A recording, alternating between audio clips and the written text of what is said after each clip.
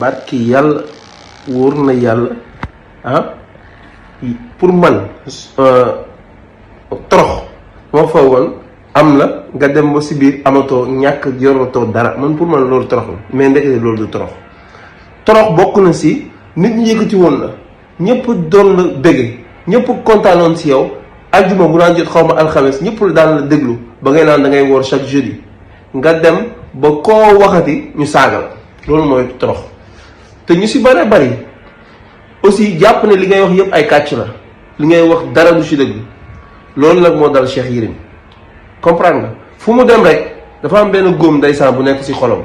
góom bi nag maanaam day jam xolam di ko dagg góom bi nga tudd Ousmane Sonko moom loolu ndeysaan moo ko daal